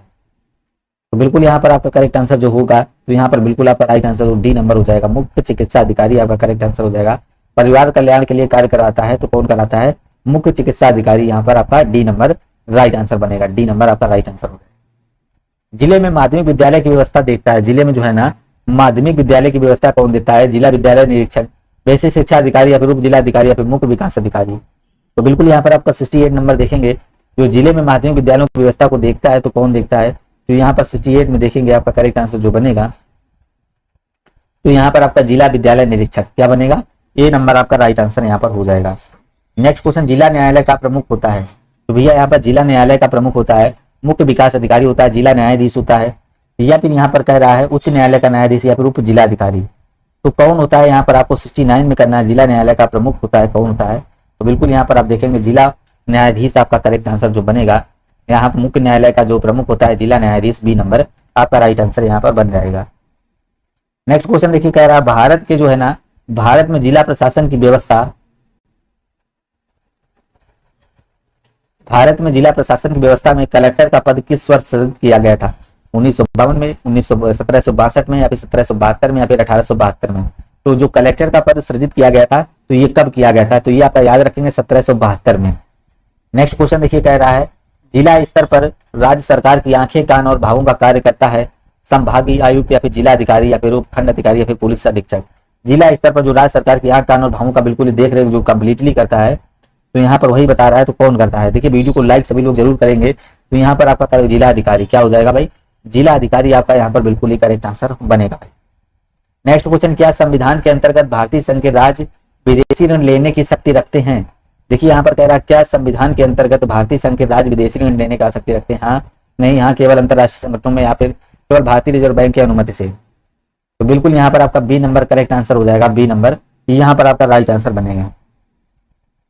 सरकारी आयोग का मुख्य उद्देश्य क्या था? सरकारी आयोग का मुख्य उद्देश्य क्या था? मानव अधिकार के हनन की जांच, पंचायती राज, केंद्र राज्य संबंध, या फिर यहाँ पर कह रहा चुनाव सुधार। 73 नंबर में देखेंगे तो क्या हो जाएगा, जो सरकारी आयोग का जो भाई मुख्य उद्देश्य था तो केंद्र राज्य संबंध से इसका मुख्य उद्देश्य हुआ था, तो सी नंबर का यहाँ पर बिल्कुल ही करेक्ट आंसर बनेगा। नेक्स्ट क्वेश्चन देखें, किस याचिका के अंतर्गत न्यायालय अवर न्यायालय या किसी अन्य प्राधिकारी के समक्ष लंबित किसी मामले को उच्चतर प्राधिकारी या न्यायालय में स्थानांतरित करने का आदेश देता है? तो कौन देता है? याचिका के आपका परमादेश हो जाएगा, अधिकार परीक्षा हो जाएगा, उत्प्रेषण हो जाएगा, फिर निषेध हो जाएगा। तो बिल्कुल यहाँ पर आपका जो करेक्ट आंसर बनेगा उत्प्रेषण आपका यहाँ पर सी नंबर आपका राइट आंसर, उत्प्रेषण आपका राइट आंसर हो जाएगा। कह रहा किसी व्यक्ति को सुप्रीम कोर्ट के एक नए न्यायाधीश के रूप में नियुक्त के लिए नहीं योग्य माना जाएगा जब तक वह कम से कम वर्ष के लिए उच्च न्यायालय में 2 या 2 से अधिक अदालतों का उत्तरवर्ती वकील रहा हो। 3 वर्ष, 7 वर्ष, 10 वर्ष, 5 वर्ष। तो बिल्कुल यहाँ पर आपको 75 में करेक्ट आंसर करना है। तो वही कितने वर्ष हो जाएगा? तो 10 वर्ष। 10 वर्ष आपका यहाँ पर करेंगे तो डी नंबर आपका 10 वर्ष, यहाँ पर 10 वर्ष तक वो उच्च न्यायालय में वो रहा हो। नेक्स्ट क्वेश्चन देखेंगे, यहाँ पर कह रहा है सर्वोच्च न्यायालय के न्यायाधीश पर नियुक्त पात्र बनने के लिए किसी जज को उच्च न्यायालय के न्यायाधीश के रूप में कितने वर्षों की सेवा का आवश्यक होती है? तो 20 वर्ष है, 5 वर्ष है, 15 वर्ष है, या फिर 18 वर्ष। सर्वोच्च न्यायालय के न्यायाधीश पद पर नियुक्त पात्र बनने के लिए उसको उच्च न्यायालय के न्यायाधीश के रूप में कितने वर्ष की सेवा आवश्यक होती है? 76 नंबर का राइट आंसर करेंगे तो क्या हो जाएगा? बिल्कुल यहाँ पर आपका 5 वर्ष क्या हो जाएगा? बी नंबर आपका राइट आंसर बनेगा। राजमन्नार समिति का सुझाव था, राजमन्नार जो समिति थी भाई इसका सुधार क्या था? यहाँ पर आपको राइट आंसर करना है, क्या हो जाएगा? तो वित्त आयोग स्थायी रूप से स्थापित हो, बिल्कुल सही है। राज्य के वित्तीय स्वतंत्रता मिल सके, तो ये भी आपका सही हो जाएगा। तो यहाँ पर आपका ए और बी दोनों कथन सत्य हो जाएंगे।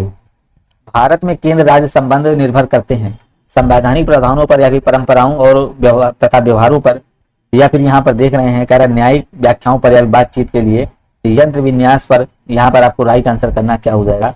बिल्कुल यहाँ पर आप देखेंगे डी नंबर आपका सभी चारों सही हो जाएंगे। बिल्कुल यहाँ पर आपको पीडीएफ मिलने वाली, टेलीग्राम पर आपको पीडीएफ मिल जाएगी। संघ एवं राज्यों के मध्य विधायी शक्तियों के बंटवारे संबंधी संशोधन विधेयक पारित होता है। तो बंटवारे संबंधी संशोधन विधेयक पारित होता है साधारण बहुमत से, सदन में उपस्थित सदस्यों के 2/3 बहुमत से, या फिर यहाँ पर कह रहा कुल सदस्य संख्या के 1/3 बहुमत से, सदन की कुल सदस्य संख्या के बहुमत तथा दोनों सदन उपस्थित मतदान करने वाले सदस्यों के 2/3 बहुमत के साथ आधे राज्यों द्वारा संपुष्टि से उपरांत होता है। तो यहाँ पर आपको 79 में राइट आंसर करना क्या बनेगा? तो संघ एवं राज्य के मध्य विधायी शक्तियों के बंटवारे के संबंधित विधेयक पारित होता है, तो डी नंबर। सदन की कुल सदस्य संख्या के बहुमत तथा सदन में उपस्थित एवं मतदान करने वाले सदस्यों के 2/3 बहुमत के साथ आधे राज्यों द्वारा संपुष्टि उपरांत होता है।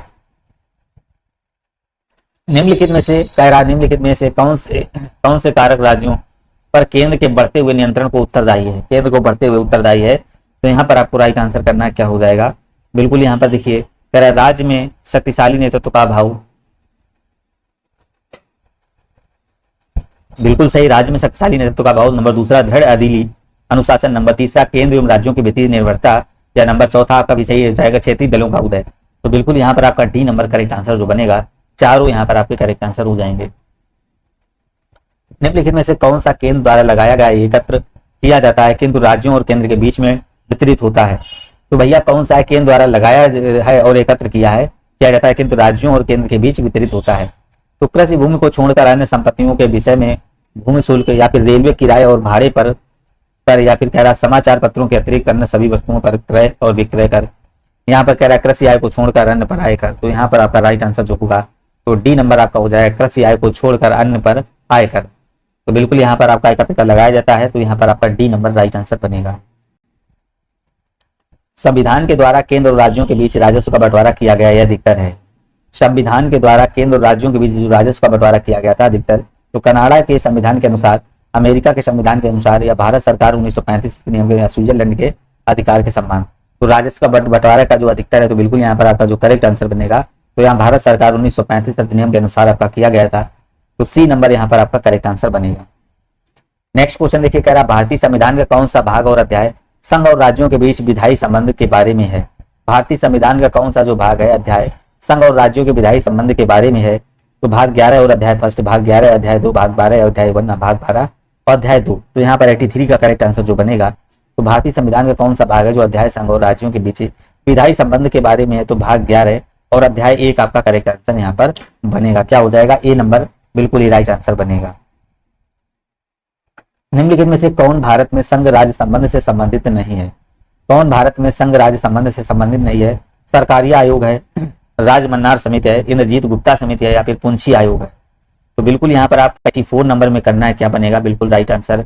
जो भारत में संघ राज्य संबंध से संबंधित नहीं है तो इंद्रजीत गुप्ता समिति जो है ना आपका, बिल्कुल ये संबंधित नहीं है। आपका सी नंबर यहाँ पर एकदम ही राइट आंसर बनेगा। सरकारी आयोग गठित हुआ था समीक्षा करने के लिए राष्ट्रपति और प्रधानमंत्री के संबंधों में या विधायी और कार्यपालिकाओं के मध्य संबंधों की, या फिर आपका राइट आंसर यहाँ पर करना क्या बनेगा? नीचे देखेंगे, या फिर आपका कह रहा है कार्यपालिका और न्यायपालिका के मध्य संबंधों की, या फिर संघ और राज्यों के मध्य संबंधों की। तो यहाँ पर क्वेश्चन सरकारी आयोग जो गठित हुआ था समीक्षा करने पर, तो किसकी समीक्षा करने पर? तो संघ और राज्य के मध्य संबंधों पर। देखिए यहाँ पर आपका सरकारी आयोग गठित हुआ था, तो यहाँ पर आपका डी नंबर बिल्कुल ही करेक्ट आंसर बनेगा। चलिएगा नेक्स्ट क्वेश्चन, निम्नलिखित में से सम्मिलित नहीं है। कौन सा भैया सम्मिलित नहीं है? यहाँ पर दिया गया सक्रिय राजनीति को राज्यपाल न नियुक्त किया जाए, या फिर राज्य सरकारों द्वारा दिए गए पैनल से राज्यपाल का नियुक्त किया जाए, अवकाश प्राप्त राज्यपालियों को लाभ का पद ग्रहण करने से वर्जित किया जाए, या फिर केंद्र में सत्तारूढ़ दल से संबंधित रखने वाले विपक्षी दल द्वारा शासित राज्य का राज्यपाल ना नियुक्त किया जाए। तो बिल्कुल यहाँ पर 86 का करेक्ट आंसर जो बनेगा, तो यहाँ पर आपका सी नंबर, अवकाश प्राप्त राज्यपालों को लाभ का पद ग्रहण करने पर वर्जित किया जाए। संघीय क्षेत्रों को प्रतिनिधित्व प्राप्त है, संघीय क्षेत्रों को प्रतिनिधित्व प्राप्त है तो लोकसभा में, राज्यसभा में, सदन के दोनों सदनों में, या फिर डी नंबर। तो बिल्कुल यहाँ पर देखिए कह रहा है संघीय क्षेत्रों को प्रतिनिधित्व जो प्राप्त है तो ये संसद के जो दोनों सदन होते हैं, लोकसभा राज्यसभा, दोनों सदनों को प्राप्त है, तो सी नंबर आपका यहाँ पर करेक्ट आंसर हो जाएगा। संघीय अर्थव्यवस्था, जो संघीय जो व्यवस्था है, संघीय व्यवस्था की बात कर रहा है। संघीय व्यवस्था में किस संस्था को संविधान का संतुलन आपका चक्रच माना जाता है? तो किसको माना जाता है? विधायिका को, कार्यपालिका को, न्यायपालिका को और प्रेस को। संविधान का संतुलन जो कवच संघीय व्यवस्था के रूप में माना जाता है, तो बिल्कुल यहाँ पर आप देखेंगे तो आपका न्यायपालिका को किसको माना जाता है? सी नंबर आपका न्यायपालिका बिल्कुल ही करेक्ट आंसर यहाँ बनेगा। निम्नांकित में से कौन सा एक अध्यस्तम शासन प्रणाली का आधारभूत तत्व है? तो संविधान की कठोरता, एकल कार्यपालिका, या फिर व्यवस्थापिका की सर्वोच्चता, या फिर अवशिष्ट अधिकार राज्यों के पास होना। तो यहाँ पर कह रहा है अधिष्ठात्मक शासन प्रणाली का आधारभूत तत्व है, तो बिल्कुल यहाँ पर 89 में करेक्ट आंसर करेंगे। तो यहाँ पर एकल कार्यपालिका जो बनेगा आपका राइट आंसर जो बनेगा, एकल कार्यपालिका आपका राइट आंसर हो जाएगा। नेक्स्ट क्वेश्चन देखेंगे, निम्नलिखित में से किस संघात्मक राज्य में इकाइयों को संवैधानिक संशोधन की या को प्रारंभ करने की कोई शक्ति नहीं दी गई है? तो स्विट्जरलैंड को, संयुक्त राज्य अमेरिका को, ऑस्ट्रेलिया को, या फिर भारत। तो यहाँ पर आपको बताना है क्या कह रहा है, किसे संघात्मक राज्य की इकाइयों को संवैधानिक संशोधन या किसी प्रारंभ में कोई शक्ति नहीं प्रदान की गई है? तो ये जो आपका भारत है आपका बिल्कुल डी नंबर आपका करेक्ट आंसर हो जाएगा, डी नंबर आपका राइट आंसर हो जाएगा। नेक्स्ट क्वेश्चन, भारतीय संविधान अर्ध संघात्मक है यह किसने कहा था? डॉक्टर आपका कह रहा है डी बसु ने, या फिर आपका एम.बी. पायली ने, या फिर के.सी. व्हीलर में, या फिर आपका कह रहा है आइवर जेनिंग्स ने। तो किसने कहा था संविधान अर्ध संघात्मक है? ये भैया किसने कहा था? यह भी क्वेश्चन आया, देखिए के.सी. व्हीलर आपको याद रखना है, के.सी. व्हीलर आपका याद रखना, अभी क्वेश्चन ये बताया था, बिल्कुल ये आपका करेक्ट आंसर जो बनेगा डी नंबर राइट आंसर बनेगा। भारतीय संविधान के निर्माताओं द्वारा संघीय ढांचा अपनाने का एक कारण क्या था? तत्कालीन कार्यरत प्रशासनिक ढांचा, इसे भारतीय स्वतंत्रता अधिनियम 1947 के अनुसार स्वीकारना अनिवार्य था, या फिर इसे देश में जाति, धर्म, भाषा की भिन्नता के कारण स्वीकारा गया, यह प्राचीन भारतीय शासन की परंपरा के अनुरूप था। तो बिल्कुल यहाँ पर आपका करेक्ट आंसर जो बनेगा सी नंबर, इस देश में जाति, धर्म, भाषा की भिन्नता के कारण स्वीकार किया गया था। चलिएगा नेक्स्ट क्वेश्चन, भारत एक गणतंत्र है जिसमें अंतर्निहित है, राज्य का अध्यक्ष निर्वाचित होता है, या फिर देश स्वतंत्र होता है, या फिर कह रहा है देश में एक राजतांत्रिक व्यवस्था की सरकार है, देश में अंतिम सत्ता संसद में निहित है। तो बिल्कुल यहाँ पर आपको देखेंगे भारत एक गणतंत्र जिसके अंदर राज्य का अध्यक्ष निर्वाचित होता है, क्या होता है? ए नंबर आपका राइट आंसर जो बनेगा यहाँ पर ए नंबर बिल्कुल ही करेक्ट आंसर बनेगा। नेक्स्ट क्वेश्चन कह रहा है, एक संघीय राज्य व्यवस्था सम्मिलित है संघ और राज्यों के बीच संबंध से, राज्यों के मध्य संबंध से, समन्वय के लिए तंत्र से। तो यहाँ पर आपको 94 में राइट आंसर करना है, क्या हो जाएगा? एक संघीय जो राज्य व्यवस्था है किससे सम्मिलित हो जाएगी? संघ और राज्यों के बीच में संबंध आपका ए नंबर यहां पर आपका राइट आंसर बनेगा भैया। नेक्स्ट क्वेश्चन देखिए, कह रहा है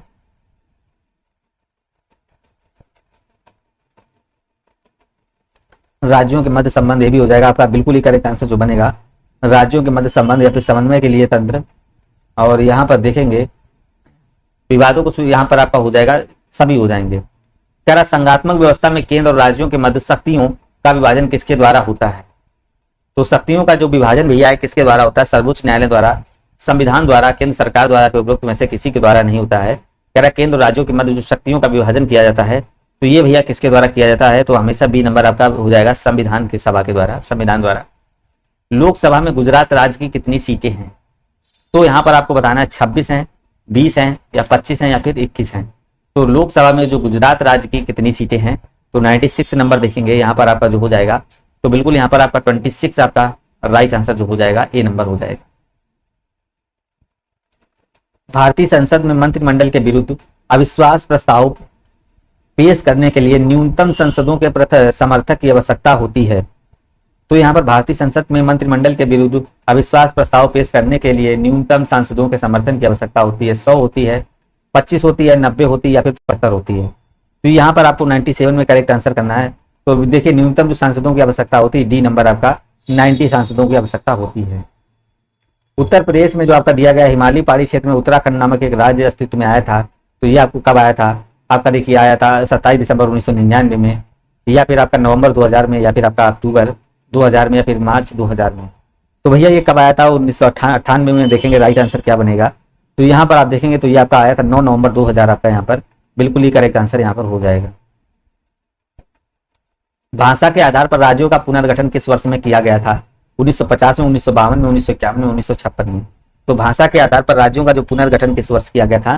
तो यहाँ पर राइट आंसर करना है, तो ये आपका हो जाएगा 1956 में। 1956 यहाँ पर आपका करेक्ट आंसर बनेगा भैया। नेक्स्ट क्वेश्चन, त्रिपुरा का भारत का पूर्ण राज्य का दर्जा दिया गया? त्रिपुरा को कब भारत का पूर्ण राज्य का दर्जा दिया गया था? 1956 में, 1972 में, 1975 में, 1947 में। तो ये कब दिया गया था? तो त्रिपुरा को जब भारत में पूर्ण राज्य का दर्जा तो दिया गया 1972 में दिया गया था। कब दिया गया? 1972 आपका यहाँ पर राइट आंसर बनेगा। कह रहा भारतीय और अमेरिकी, भारतीय और यहाँ पर कह रहा है अमेरिकी संघवाद में जिस एक बिंदु पर समानता पाई जाती है वह है अवशिष्ट शक्तियों का केंद्र के पास होना, या फिर अवशिष्ट शक्तियों का राज्य के पास होना, कुछ मामलों में संवर्ती क्षेत्र का समाधान, या फिर केंद्र और राज्यों के बीच विवाद में सर्वोच्च न्यायालय विवाद का निपटारा। तो बिल्कुल यहाँ पर भारतीय और अमेरिकी संघवाद में किस एक बिंदु पर समानता पाई जाती वह है, तो केंद्र और राज्यों के बीच विवाद में सर्वोच्च न्यायालय का विवाद का निपटाता है। तो बिल्कुल यहाँ पर आपका डी नंबर में समानता पाई जाती है। नेक्स्ट क्वेश्चन देखेंगे और इसका राइट आंसर करिएगा सभी लोग, क्या हो जाएगा। कह रहा भारत में निम्न में से कौन सी रिपोर्ट या प्रस्ताव केंद्र राज्य संबंधों के विषय में है? तो केंद्र राज्य संबंधों के विषय में यहाँ पर आपको राइट आंसर करना है, क्या भाई बनेगा? बिल्कुल यहाँ पर आप देखेंगे क्या हो जाएगा। तो यहाँ पर आपका करेक्ट आंसर जो बनेगा यहाँ पर आपका हो जाएगा राजमन्नार कमेटी रिपोर्ट आपका बिल्कुल सही है, और सरकारिया कमीशन रिपोर्ट ये भी आपका सही होगा। आनंदपुर साहिबी रेजोल्यूशन ये भी आपका राइट आंसर हो जाएगा। तो यहाँ पर आपका ए नंबर बिल्कुल ही करेक्ट आंसर जो बनेगा, ए नंबर आपका राइट आंसर यहाँ पर हो जाएगा। नेक्स्ट क्वेश्चन, निम्नलिखित में से कह रहा है किन समितियों आयोग के केंद्र राज्य संबंध के विषय में आपका संतुष्ट प्रस्तुत है? अभी बताया है केंद्र राज्य के संबंध में, तो बिल्कुल यहाँ पर आपको राइट आंसर करना है केंद्र राज्य के संबंध में। तो बिल्कुल यहाँ पर आपको देखिए क्या हो जाएगा। देखिए अभी बताया राजमन्नार समिति और सहकारिया समिति, आपका बी नंबर आपका राइट आंसर यहाँ बनेगा।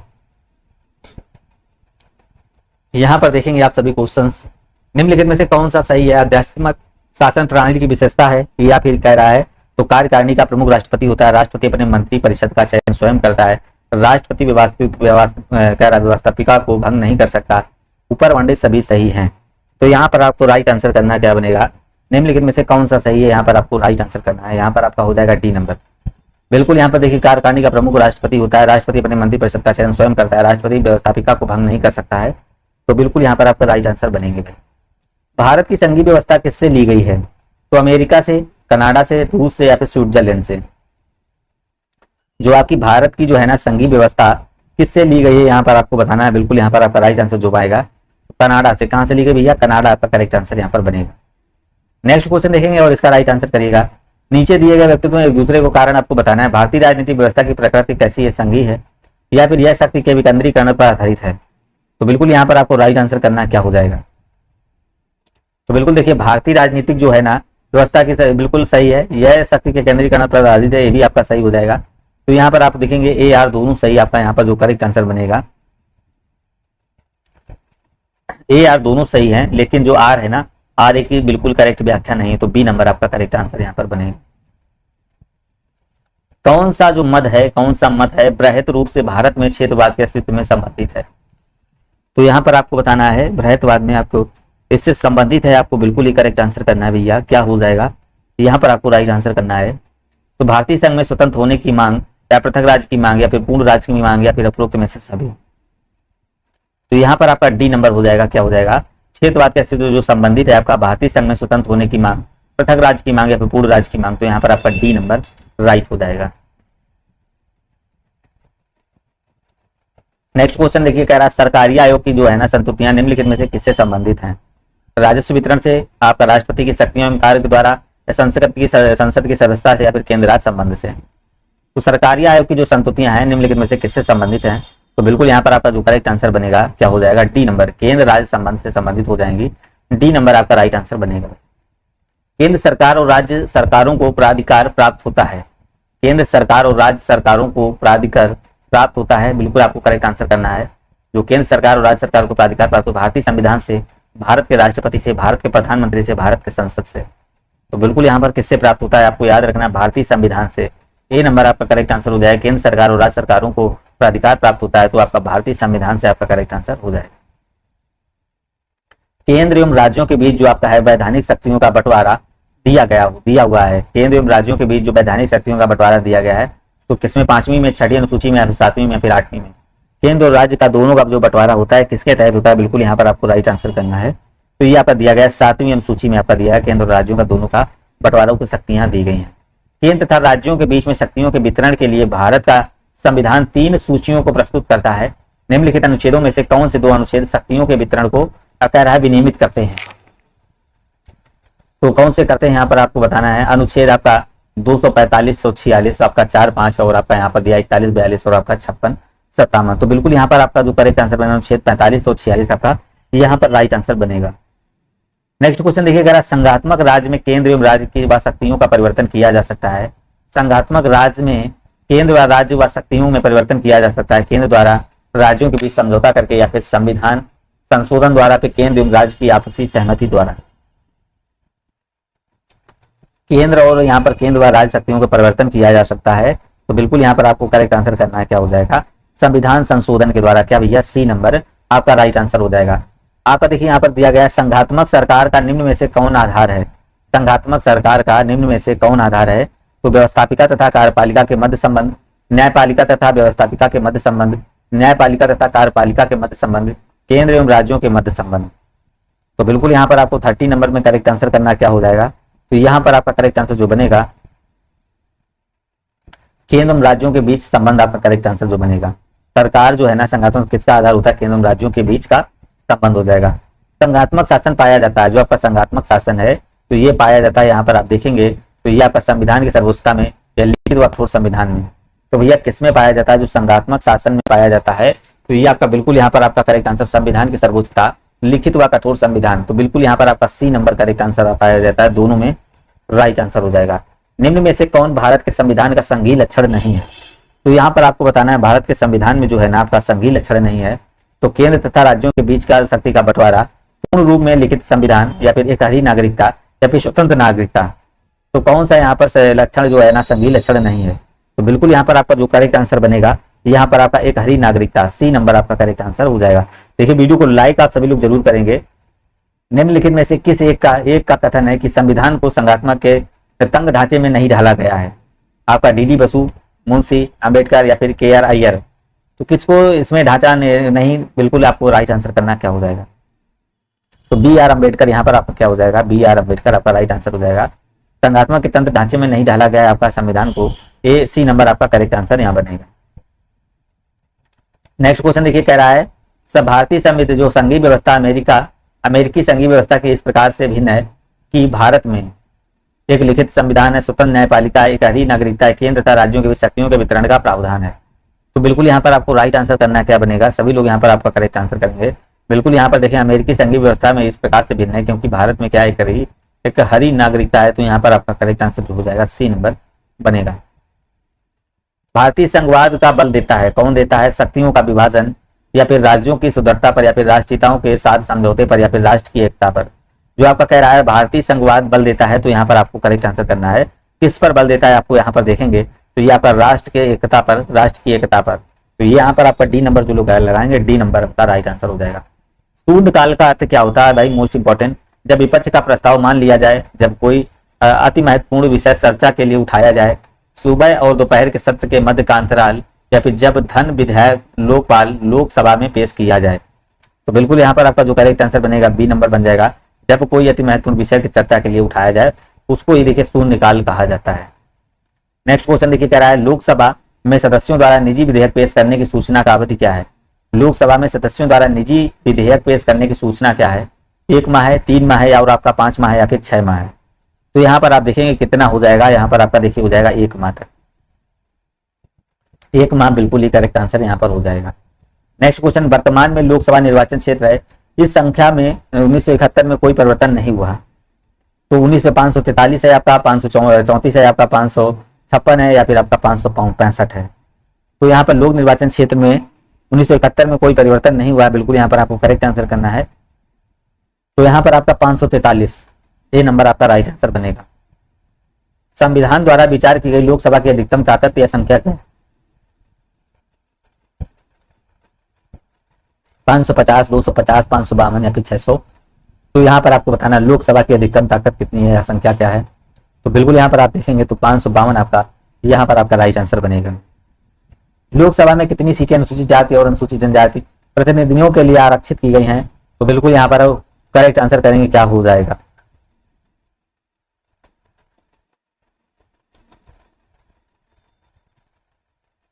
तो 39 है या फिर 85 या फिर 200, 109 है या फिर आपका 131। तो डी नंबर आपका राइट आंसर हो जाएगा। लोकसभा के सदस्यों का कार्यकाल भैया कितने वर्ष होता है, 11 वर्ष, 9 वर्ष, 7 वर्ष या 5 वर्ष।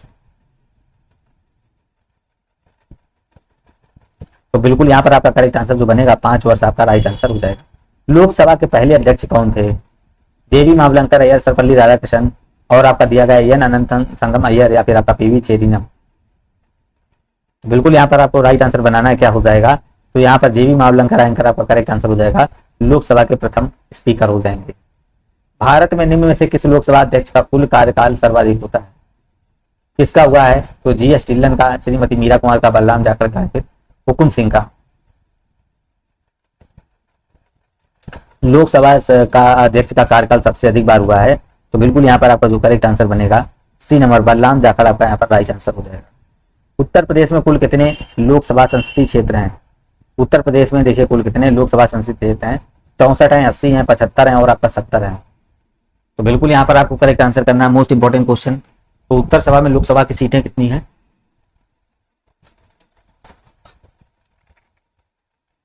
सी नंबर आपका करेक्ट आंसर हो जाएगा। यह था अगस्त 2018 में राज्यसभा के अध्यक्ष कौन थे, तो यह राज्यसभा के अध्यक्ष कौन थे यहाँ पर आप देखेंगे तो बिल्कुल एम वेंकैया नायडू आपका ये नंबर राइट आंसर बनेगा। नेक्स्ट क्वेश्चन देखिएगा और यहाँ पर राइट आंसर करेंगे, निम्न में से कौन सी राज्यसभा की शक्तियों में से एक है, तो राज्यसभा की शक्तियों में से एक है, बिल्कुल यहाँ पर आपको राइट आंसर करना है, क्या हो जाएगा, तो यहाँ पर देखेंगे यह संघ सूची और सम्मति सूची में शामिल मामलों पर कानून बनाता है, यह धन विधेयक और धन विधेयक पेश लागू कर सकता है, ये नहीं होगा। यह कराधान बजट और वार्षिक वित्तीय विवरण के प्रस्ताव को मंजूरी देता है, ये भी नहीं होगा। यह गैर विधेयक धन विधेयकों पर विचार और अनुमोदन करता है तथा धन विधेयकों में संशोधन का सुझाव देता है। तो बिल्कुल यहाँ पर आपका सी नंबर करेक्ट आंसर भाई बन जाएगा। भारत विश्व का विशालतम लोकतांत्रिक प्रजातंत्र है, इसमें प्रथम लोकसभा कब पारित की गई थी, तो प्रथम लोकसभा यह कब पारित की गई थी, तो 13 में 1952 को पारित की गई थी, सी नंबर यहाँ पर आपका राइट आंसर बनेगा। कह रहा है लोकसभा की सदस्यता के लिए उम्मीदवार की न्यूनतम आयु कितनी होनी चाहिए, तो बिल्कुल यहाँ पर 21 वर्ष है, 18 वर्ष है, 30 वर्ष या 25 वर्ष, तो यहाँ पर याद रखेंगे 25 वर्ष होनी चाहिए। नीलम संजीव रेड्डी भारत के राष्ट्रपति हुए थे,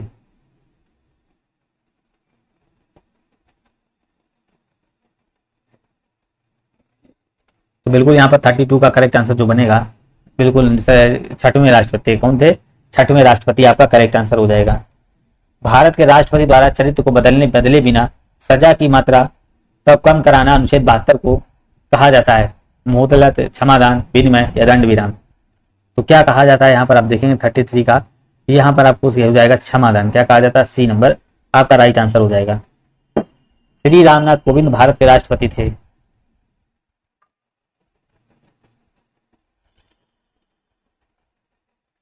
बिल्कुल यहाँ पर श्री रामनाथ कोविंद भारत के राष्ट्रपति थे। तो बिल्कुल यहाँ पर आपका 34 नंबर का करेक्ट आंसर जो होगा 14वें नंबर पे आपका करेक्ट आंसर हो जाएगा। रामनाथ कोविंद को 2017 में भारत के राष्ट्रपति के रूप में चुना गया, 13वें, 14वें, 15वें या फिर 16वें। तो यहाँ पर आपका करेक्ट आंसर भी बताया क्या हो जाएगा, 14वें राष्ट्रपति के रूप में चुना गया था। भारत के राष्ट्रपति का कार्यकाल कितने वर्ष होता है, 10 वर्ष का होता है, 3 वर्ष का होता है, 5 वर्ष का या फिर 4 वर्ष का। तो बिल्कुल यहाँ पर आपको करेक्ट आंसर करना क्या हो जाएगा, 5 वर्ष आपका करेक्ट आंसर वही हो जाएगा। नेक्स्ट क्वेश्चन देखेंगे, क्या है, राष्ट्रपति, उपराष्ट्रपति और आपका राज्यसभा के सभी सदस्य उपयुक्त में से कौन अनुपातिक प्रतिनिधित्व प्रणाली के अनुमानित एकल संगणित मत के माध्यम से गुप्त मतदान के लिए प्रदान होता है। तो बिल्कुल यहाँ पर आपका उपराष्ट्रपति और राष्ट्रपति आपका राइट आंसर बनेगा। भारत का निम्नलिखित में से कौन सा राष्ट्रपति निर्विरोध निर्वाचित हुए थे। तो आपके यहाँ पर राधा कृष्णन है, आपके नारायण है, या फिर संजीव रेड्डी या फिर राजेंद्र प्रसाद। बिल्कुल यहाँ पर आपको 38 में क्या हो जाएगा, आपका संजीव रेड्डी आपके करेक्ट आंसर यहाँ पर हो जाएगा। किस भारतीय राष्ट्रपति ने आयरिश स्वतंत्रता संग्राम में भाग लिया और इसके लिए जेल भी गई। तो आपका वीवी गिरी है, संजीव रेड्डी है, या फिर दयाल शर्मा है, राधा कृष्णन है। तो वीवी गिरी आपका बिल्कुल ही करेक्ट आंसर बनेगा भाई।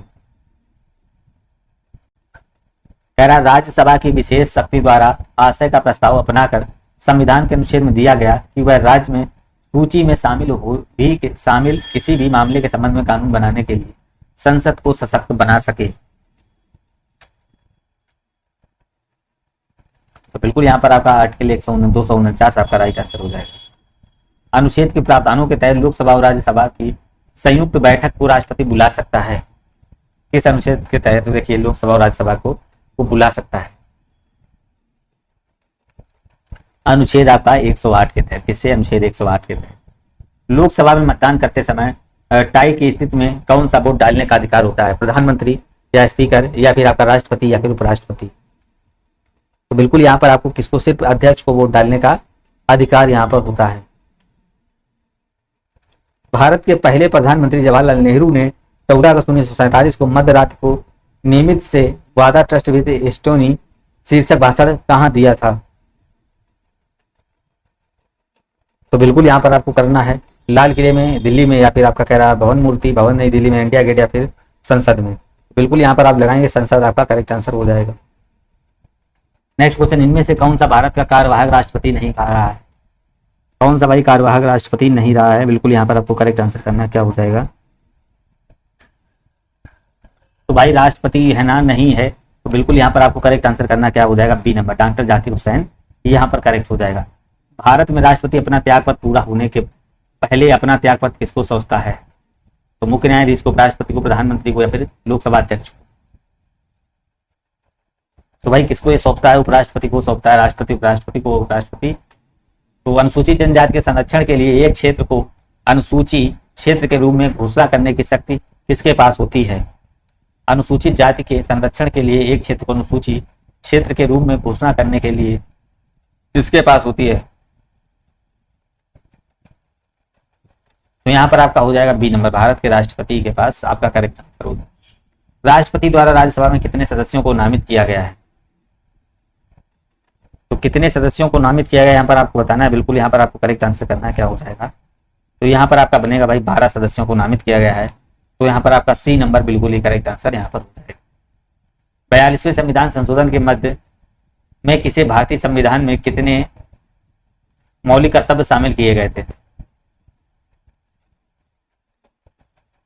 तो बिल्कुल यहाँ पर आप देखेंगे क्या हो जाएगा। यहाँ पर आपका राइट आंसर जो बनेगा, सी नंबर आपका करेक्ट आंसर हो जाएगा। मार्च 2019 तक उपलब्ध कराई जाने वाली आपके अनुसार भारतीय संविधान में कितने मौलिक कर्तव्य हैं?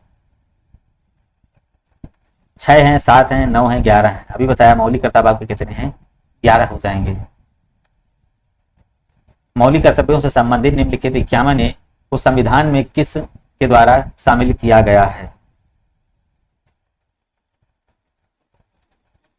तो यहाँ पर आपको बताना मौलिक कर्तव्यों से संबंधित अनुच्छेद 300A का संविधान में किसके द्वारा शामिल किया गया है? तो बिल्कुल यहाँ पर आपका करेक्ट आंसर बनेगा 42वां संविधान संशोधन अधिनियम आपका करेक्ट आंसर यहाँ पर होगा। भारतीय संविधान में कुल कितने मूल और कर्तव्य लिखे दिए गए हैं?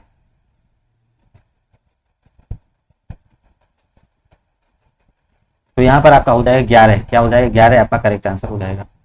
निम्नलिखित में से कौन सी समिति ने मूल कर्तव्यों को संविधान से सम्मिलित करने का सुझाव दिया? तो बिल्कुल यहाँ पर आपका करेक्ट आंसर बनेगा स्वर्ण सिंह समिति आपका राइट आंसर बनेगा। कर्तव्यों का जो मूल आपका सुझाव दिया है तो ये आपका स्वर्ण सिंह समिति आपका राइट आंसर बनेगा। निम्न में से किस एक की संतुक्ति है के आधार पर मूल कर्तव्यों में से संबंधित प्रावधानों का भारत के संविधान में जोड़ा गया? बलवंत राय मेहता, स्वर्ण सिंह समिति या फिर अयंगर समिति या फिर टक्कर आयोग? तो यहाँ पर याद रखेंगे स्वर्ण सिंह समिति में जोड़ा गया था। भारतीय संविधान के अंतर्गत निम्नलिखित में से कौन सा एक मौलिक कर्तव्य नहीं है? कौन सा भैया एक मौलिक कर्तव्य यहाँ पर नहीं है, ये आपको बताना है कौन सा एक मौलिक कर्तव्य नहीं है।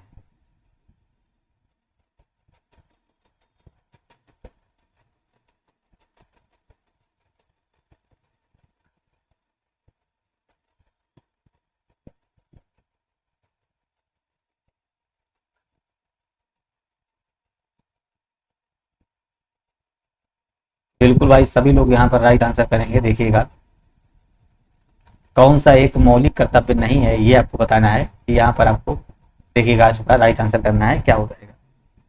तो यहाँ पर आपका जो करेक्ट आंसर भैया बनेगा तो बिल्कुल यहाँ पर देख लीजिए क्या बनेगा, ए नंबर आपका करेक्ट आंसर हो जाएगा। लोक चुनाव में वोट डालना बिल्कुल ही करेक्ट आंसर जो बनेगा, लोक चुनाव में वोट डालना आपका ए नंबर राइट आंसर यहाँ पर हो जाएगा। नेक्स्ट क्वेश्चन देखेंगे, निम्नलिखित में से कौन सा एक राज्य का नीति निर्देशक तत्व नहीं है? तो मद निषेध, गौ संरक्षण, पर्यावरण संरक्षण, 14 वर्ष की आयु तक के बच्चों को निःशुल्क शिक्षा।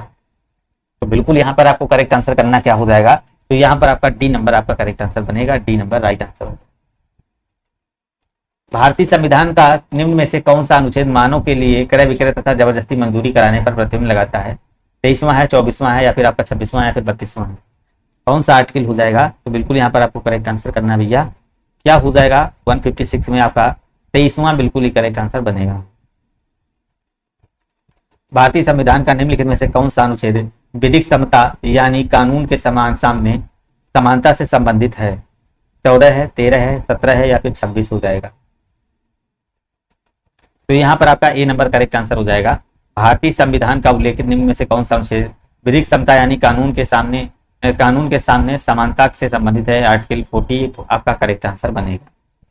कौन सा मौलिक अधिकार अल्पसंख्यकों के हितों को संरक्षण की बात करता है?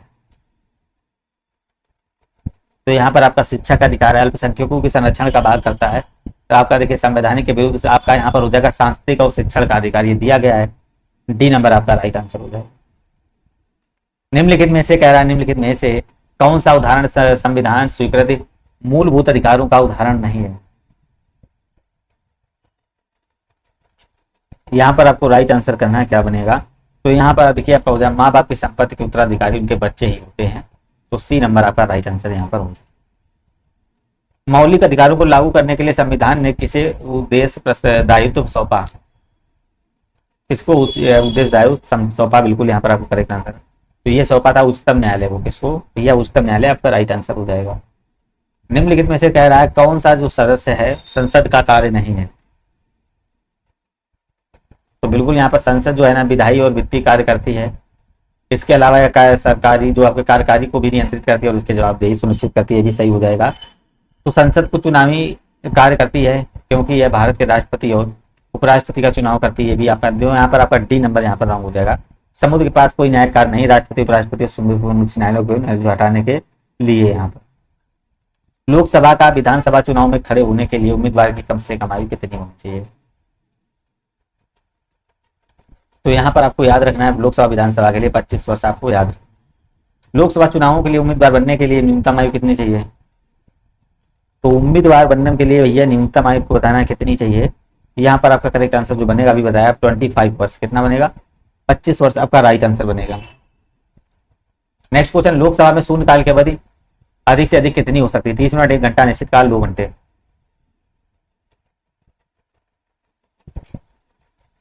तो भैया ये शून्यकाल की अवधि जो होती है इसकी 1 घंटे की होती है। भारत के राष्ट्रपति अपना त्यागपत्र किसको सौंपते हैं? तो ये भैया आपके उपराष्ट्रपति को सौंपते हैं, उपराष्ट्रपति राष्ट्रपति को। तो यहाँ पर आपका सी नंबर बिल्कुल ही करेक्ट आंसर हो जाएगा। क्या हो जाएगा? सी नंबर राइट आंसर हो जाएगा।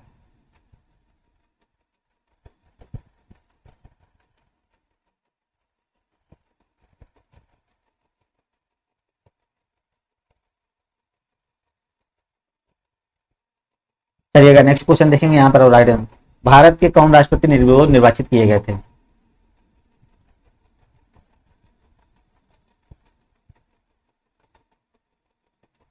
तो बिल्कुल यहाँ पर कौन से हो जाएंगे? N Sanjiva Reddy. Next question, उपराष्ट्रपति को अपना कार्यभार समाप्त होने से पहले अपने पद से हटाने का अधिकार निम्नलिखित में से किसके पास है? तो राज्यपाल या फिर आपका राष्ट्रपति, उच्चतम न्यायालय या फिर राज्यसभा पर। तो यहाँ पर आप देखेंगे क्या हो जाएगा? कार्यकाल समाप्त होने पर अपने पद से हटाने का अधिकार निम्नलिखित में से किसको है? तो यहाँ पर आपका हो जाएगा राज्यपाल को हो जाएगा। भारतीय संविधान के किस अनुच्छेद के तहत उपराष्ट्रपति का चुनाव होता है? किसके तहत भैया उपराष्ट्रपति का चुनाव होता है? तो आर्टिकल 66 के तहत उपराष्ट्रपति का भी चुनाव होता है। भारत के प्रथम उपराष्ट्रपति कौन थे?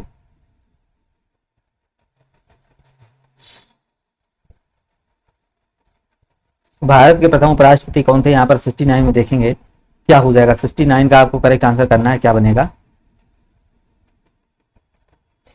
तो यहाँ पर आपका हो जाएगा आर्टिकल 63। भारत के प्रथम उपराष्ट्रपति कौन थे? भारत के प्रथम उपराष्ट्रपति आपको बताना है क्या हो जाएगा, कौन थे? तो बिल्कुल यहाँ पर आपका हो जाएगा एम एस राधा स्वामी आपका करेक्ट आंसर बनेगा।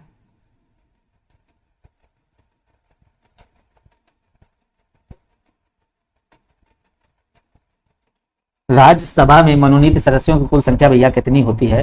तो 17 है, 19 है, 15 है, 12 है। तो यहाँ पर देखें कितनी होती है। तो यहाँ पर 12 आपका करेक्ट आंसर बन जाएगा। प्रत्येक वर्ष 2 वर्षों के बाद राज्यसभा के कितने सदस्यगण सेनानिवृत्त होते हैं? 1/4, 1/2, 1/5, 1/6। तो बिल्कुल यहाँ पर आपका करेक्ट आंसर हो जाएगा 1/3 आपका राइट आंसर हो जाएगा। राज्यसभा के पदेन अध्यक्ष कौन थे? उपराष्ट्रपति हैं, राष्ट्रपति, प्रधानमंत्री और या फिर आपको बताना लोकपाल अध्यक्ष। तो यहाँ पर राष्ट्रपति लोकसभा के लिए अध्यक्ष यहाँ पर देखेंगे क्या हो जाएगा। तो यहाँ पर आप सभी लोग राइट आंसर करेंगे, क्या बनेगा भाई? उपराष्ट्रपति आप बनेगा। राज्यसभा सदस्यों के लिए न्यूनतम आयु कितनी होती है? राज्यसभा के सदस्यों के लिए न्यूनतम आयु कितनी होती है? तो यहाँ आपको बताना है 25 वर्ष होती है, 30 वर्ष होती है, या फिर 31 वर्ष, या फिर 35 वर्ष।